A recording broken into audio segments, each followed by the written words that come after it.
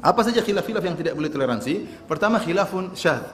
Khilaf yang syadz namanya khilaf yang tidak dianggap, ya, khilaf yang tidak dianggap. Dan ini meskipun ada sebagian salaf yang berpendapat, namun dia disebut dengan zallatul alim, yaitu kesalahan seorang ulama, karena tidak ada yang maksum.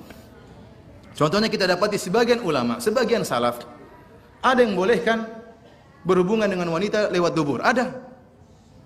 Yang dia mengatakan ini ada mana? Ada salaf yang bolehkan seperti ini. Kemudian kita mengatakan berarti boleh. Oh enggak, ini khilaf syadz kata para ulama. Namanya dia keliru, maka kita jangan mencari kekeliruannya. Contohnya ada sebagian salaf, tabi'in atau tabi'in kalau tidak salah atau yang lain, intinya salaf yang bolehkan nikah mut'ah, ada. Tidak sampai kepada dia dalil tentang pengharaman nikah mut'ah. Maka jangan seorang mengatakan tuh, salaf juga ada yang bolehkan, berarti saya boleh dong nikah mut'ah. Enggak boleh. Ini namanya khilaf yang syadz. Contohnya sebagian ulama Hanafiyah berpendapat tentang bolehnya seorang minum nabidh. Nabidh itu asir, apa namanya, jus yang dibuat dari sebagian buah, kemudian mengalami proses fermentasi sehingga muncul alkohol, ya, kalau diminum enak. Ada nabidh, ya, nabidh jus tadi yang melalui proses fermentasi, ada yang terbuat dari anggur, ada yang terbuat dari beras, ada yang terbuat dari korma, ada yang terbuat dari gandum, ya.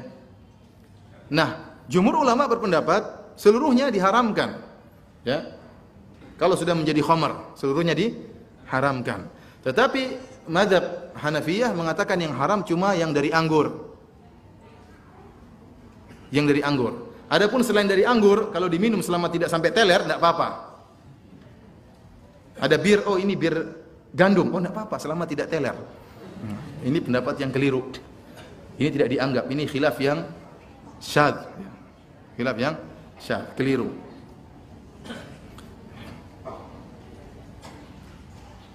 Kemudian juga di antara khilaf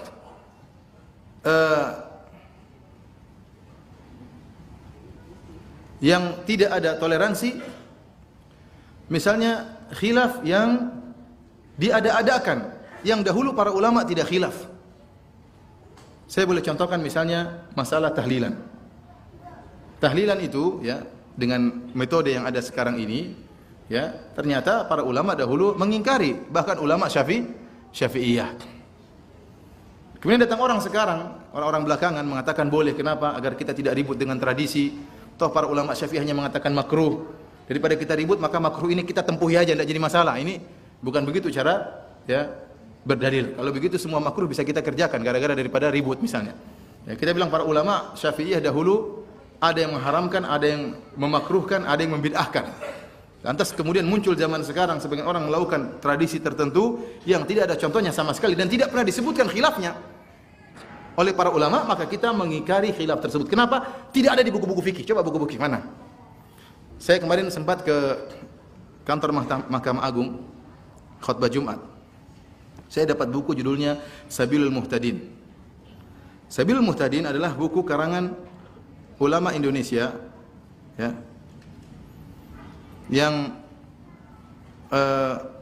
dia pernah belajar mungkin di Mekah, ya, kemudian dia pulang ke tanah air menjadi syekh besar, ya, di Kalimantan. Makanya di Banjarmasin ada masjid namanya Masjid Sabilul Muhtadin. Sabilul Muhtadin, ya. Sabilul Muhtadin, ya.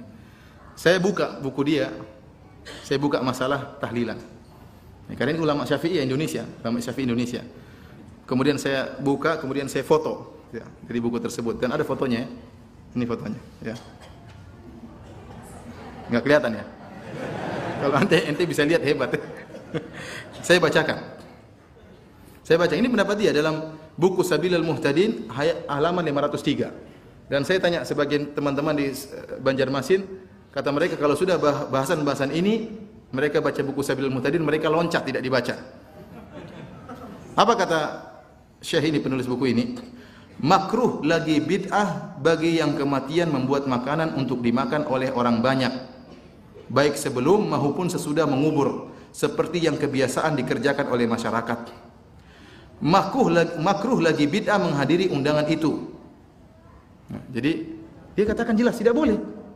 Orang yang sudah kematian kemudian buat makanan, mengundang orang sebelum kematian maupun sudah kematian. Setelah penguburan atau sebelum penguburan, tidak. Ini mazhab Syafi'i. Ini adalah mazhab Syafi'i. Namun orang-orang sekarang menyelisih mazhab Syafi'i kemudian membolehkan hal ini, maka tidak kita toleransi.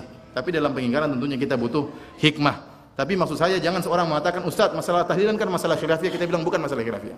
Mana dalam buku fikih klasik yang mengatakan boleh apa?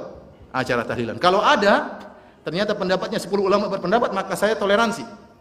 Meskipun saya yakin itu bid'ah. Tapi kalau ada ulama Syafi'i misalnya 20 ulama mengatakan itu disunahkan, maka saya wajib bagi saya untuk apa?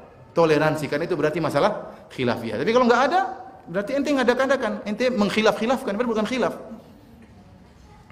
Jadi tidak semua khilaf kemudian atau yang dianggap khilaf kemudian kita benarkan.